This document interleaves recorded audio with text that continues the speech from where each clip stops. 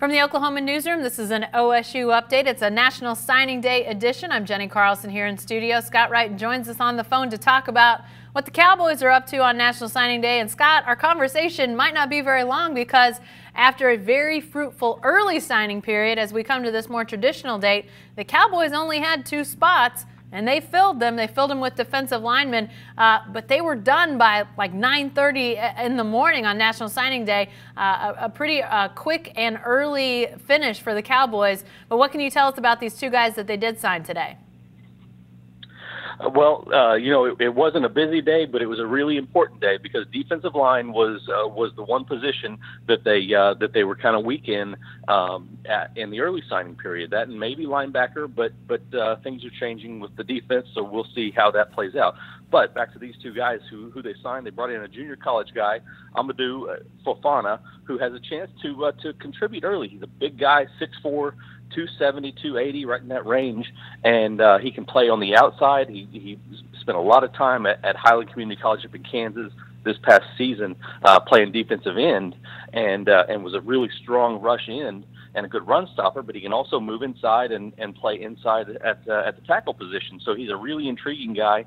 As of right now, it looks like he's going to have 2 years of eligibility left, but there could be a little bit of uncertainty about that because of a really strange situation with his freshman year at a Division II school. So Oklahoma State is still trying to work out exactly what might happen with his eligibility situation. He might have an extra year coming. So, but either way, he's a guy that can add some depth early on and some versatility. And then from the high school ranks, they brought in a nose guard defensive tackle type, Samuel Tui Halamaka, a Polynesian kid from Santa Ana, California. Goes to Modern Day High School. Is a very popular and really strong school for producing high school or college talent. So they went 15-0, won the state championship out there in California. He's a solid guy, 6'2", 290. The recruiting with him was really interesting to watch because he didn't really pop up until after the early signing period. He said, or people around him have said that his coaches didn't get his film out real early, and he was kind of slow getting into the recruiting process. So, might be a little bit of a steal down the line whenever we look back on it from a couple of years from now. But a guy that it's tough for a defensive tackle to come in and help right away. But looking at so many defensive linemen on this team that are juniors and going to be seniors, it's good to add that depth. Joe Bob Clements was really lacking at the defensive tackle spot in this recruiting class, and got a couple of guys who can both help out there.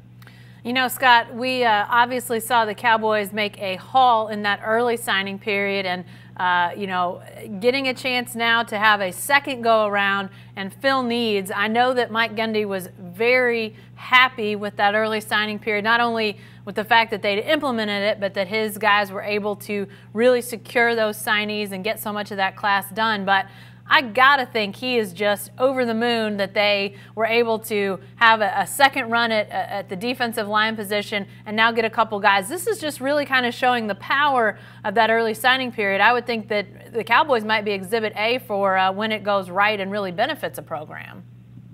Yeah, absolutely. This is exactly the type of program that this is going to work well for guys that get out and grind early and work hard and get those guys signed in the early period, and it cuts off that availability.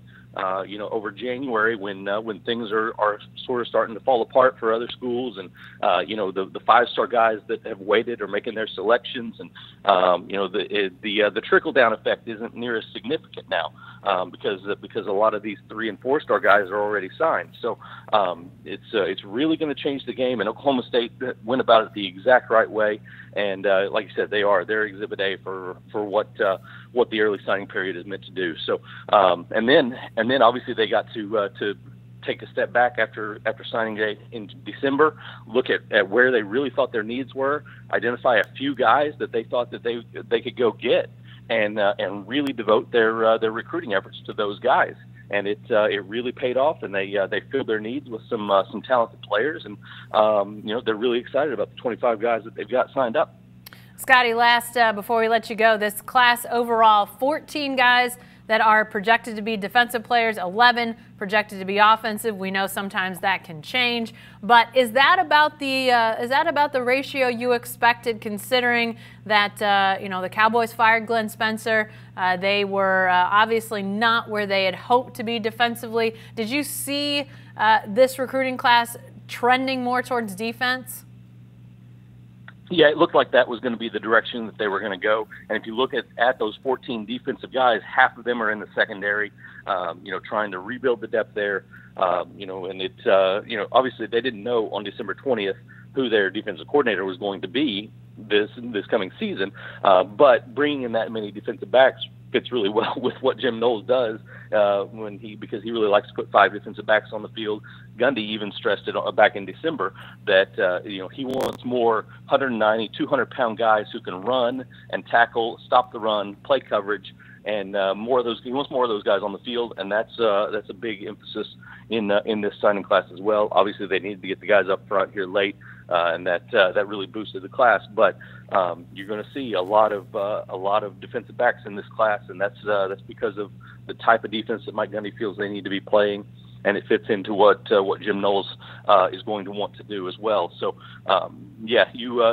they've been able to stockpile offensive talent for a long time, and there's a little bit of a perception that they focus too much on offense and not enough on defense. But it's actually, the numbers kind of go the reverse. Not only this year, but the last couple of years, trying to build the depth on that defensive side, and that's exactly what they were able to do with this class. All right, next up for Cowboy football, it'll be spring football here in a few months, and we'll have all that coverage as it gets cranked up, but obviously coverage of National Signing Day as we look at these last 2 pieces of the 2018 recruiting class, a class that Rivals says is the highest ranked class since Mike Gundy took over as head coach. Be sure to stay with the best coverage team anywhere at newsok.com and every day in the Oklahoman.